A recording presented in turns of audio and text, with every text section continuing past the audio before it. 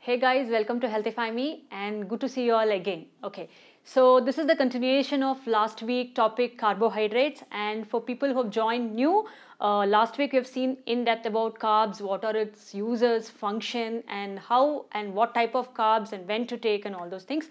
And today's topic is fiber, right? Today we will see about the fiber, the types, what are all the roles, importance, deficiency of fiber, what it leads to, and how important it is. Fiber plays in a very important role in one's diet, right? So everything we'll see in detail in today's session.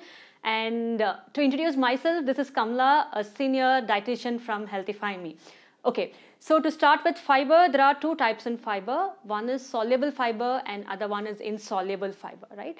As the name goes, soluble fiber is something soluble in water. Okay, so before that, I would like to tell where does the fiber comes from, and so that you'll be clear that relate fiber to, right? Okay, so fiber, the main sources are all unrefined products of the nature given eatables like fruits or vegetables or grains or pulses, dals, and anything vegetarian sources related. Okay, so all these things are rich in fiber.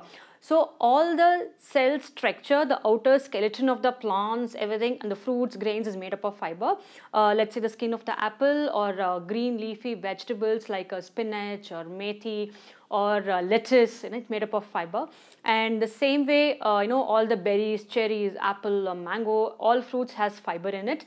And all grains, like unrefined grains like a brown rice or red rice or quinoa or any millets for that matter, all has fiber in it, and dals also has fiber in it. Okay, so what about non-veg like chicken? They are a very poor source of fiber. People always think chicken is a high source of fiber.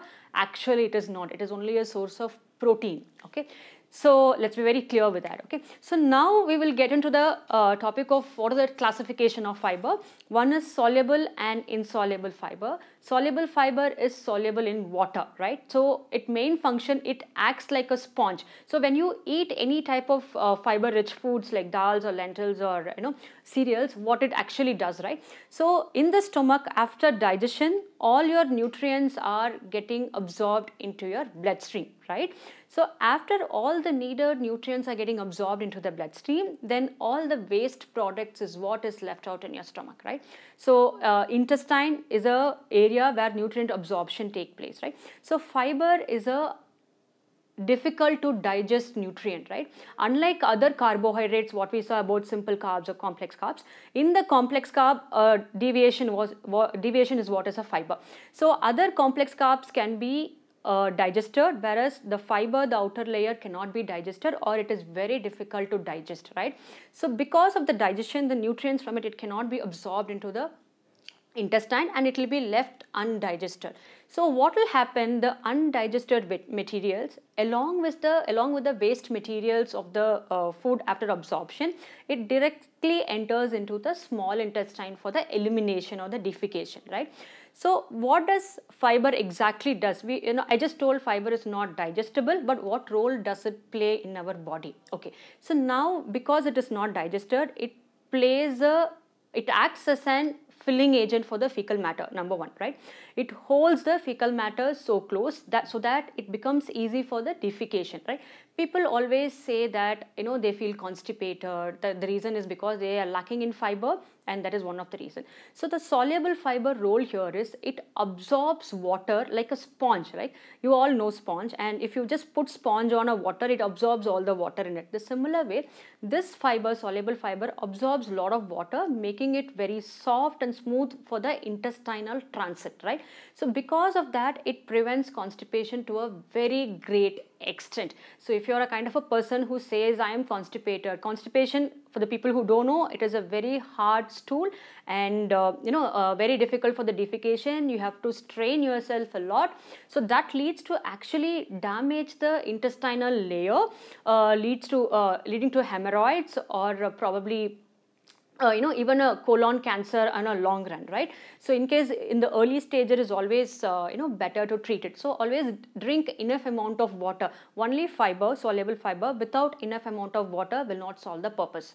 As I said, fiber need water to absorb and make it soft, right? So always fiber goes hand in hand with water. So drink plenty of water and plenty of soluble fiber. Okay, so now you might be having a question where I can find the soluble fiber, right? So soluble fiber is present in majority of the fruits like a banana or an apple or strawberries or blueberries and oats. These are all rich in soluble fiber. So now a certain fruit can have both soluble and insoluble fiber. Like for example, apple inside part has a soluble fiber and the outer covering of the apple is the skin of the apple is an insoluble fiber. Okay. So now when you are having constipation, you have to eat it with the skin to get both benefit of soluble and insoluble fiber. So now this water along with the fiber prevents the constipation issues and on a long run hemorrhoids, diverticulitis and colon cancer, right? Clear. And next is other type of fiber is insoluble fiber.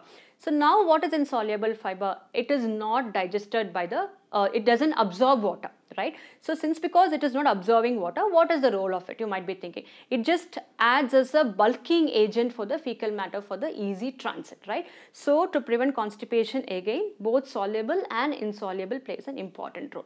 So now I commonly hear from everybody, right? Fiber is very good for digestion. Fiber is very good for digestion. Okay. So now is it true? To some extent. The reason being we cannot commonly term it as fiber is a good for digestion. No. Okay. So now let's see somebody is having an indigestion, like for example loose stools or diarrhea, dysentery for that matter. Okay. So when somebody is having an indigestion, thinking fiber is good for digestion, if you end up eating whole grains or millets or ragi or a lot of green leafy vegetables, you will end up worsening the situation. Then you can never rectify the condition, right? It adds stress to the intestinal tract in fact.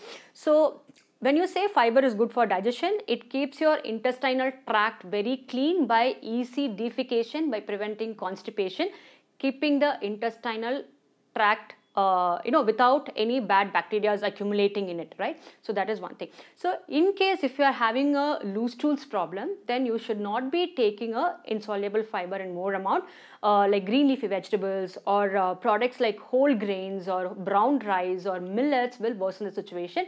In that case, refined products or lesser fiber can be taken. So we always have heard about banana is good, or stewed apple is good for loose stools. The reason being of the insoluble fiber present in it. So peel, anyway banana we don't take it with the skin, but peel the apple. That can be soft cooked. Apple can be soft cooked, banana can be mashed and can be taken. So this soluble fiber actually holds in good amount of water, preventing the frequent watery of stools, right? So now hope you are very clear with that. Okay, so now what is the next advantages of fiber apart from digestion? First thing, weight loss. Weight loss majorly because always say high fiber food is important for weight loss. There are two reasons. One is it spikes up the blood sugar level. Again, we have spoken in detail about the last week's about carbs. How does fiber plays an important role in controlling the blood sugar level and thereby preventing excess accumulation of fat in it. Okay, so that is one thing, and it's just stabilize or it slows the absorption of blood sugar level. That is one, slows the absorption of sugar level in the blood. That is the first one. And next thing is fiber just brings down the hunger pangs, right? So when you start a meal with a salad or a high fiber food, actually you cannot eat more quantity because it acts as a filling agent, right? It just fills you very fast. Let's say for example, if somebody is having 1 cup of brown rice and 1 cup of white rice, people who eat refined white products might feel hunger very soon, whereas people who take fiber, because it is not digested, it stays in the stomach for a longer period of time, so it won't increase your appetite so fast next to eat well. Okay, so that is the other advantages of fiber. It keeps you full for a longer duration of time. So this is how it plays a very important role for you in weight loss, right? So the next thing is controlling any kind of or preventing any kind of heart diseases. How fiber is related to a heart disease, you can think. Again, the same logic. There are two things again. One is too much of fat accumulation in the body increases the circulating triglycerides and bad cholesterol in the blood, which leads to blockage in the arteries, circulation to the blood and heart attack on a long run, right? So now this fiber, as I told you in weight loss, prevents the more of fast accumulation of fat in the blood by controlling the slow rise of sugar level in the blood, number one. Number two, how does it play? It before even fat is getting absorbed in the intestinal tract, it binds with the extra fat. Like say for example, you are taking a salad and you are taking a fried food, right, together. Okay, so this fiber to some extent binds with the extra fat in the intestinal tract and prevent it getting absorbed into the blood.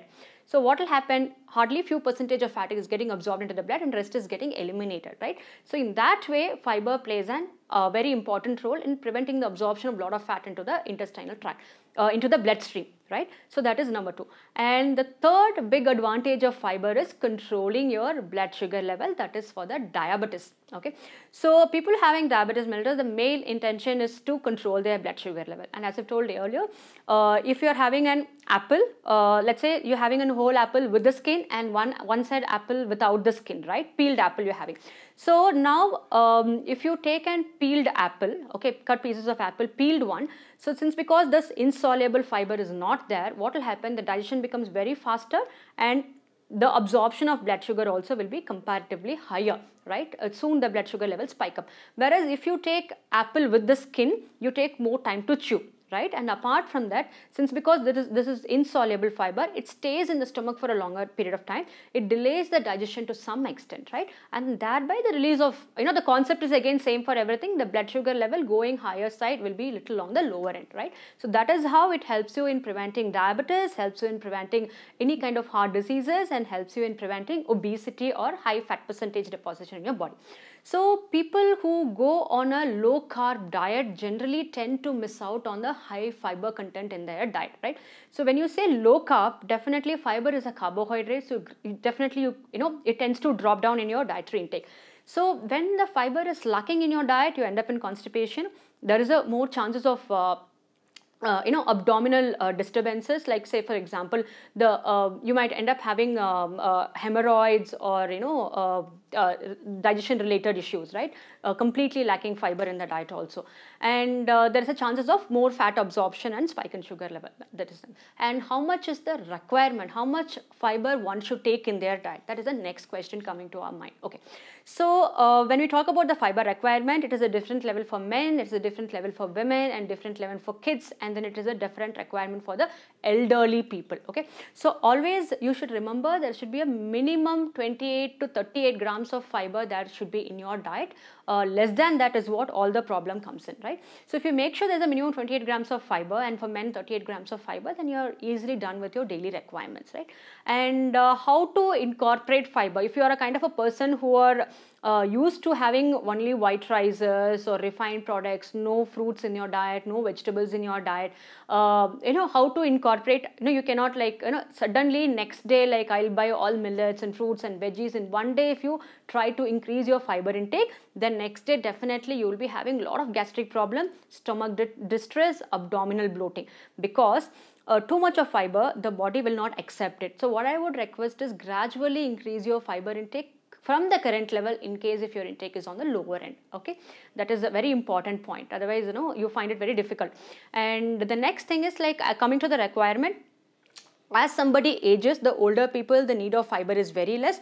The reason being the good bacteria which will be generally on the lower side, they cannot act on the fiber part, and they they tend to become they tend to strain a lot, right? So that is one of the reason the fiber should be little restricted in the elderly people. Okay, and the next point about fiber is how to incorporate fiber in your daily diet, right? So it's very simple. 50%, what the guideline says is 50% of your cereal should be unrefined cereals, right? No need to completely avoid white rice, but 50% if you're having, the remaining 50% of the grain should be the unrefined one. And probably morning if you're having an idli or dosa or poha made of refined products, make sure lunch you're having a whole roti or jawar roti or ragi roti, something unrefined products, and include a cup of salad between a lunch and dinner.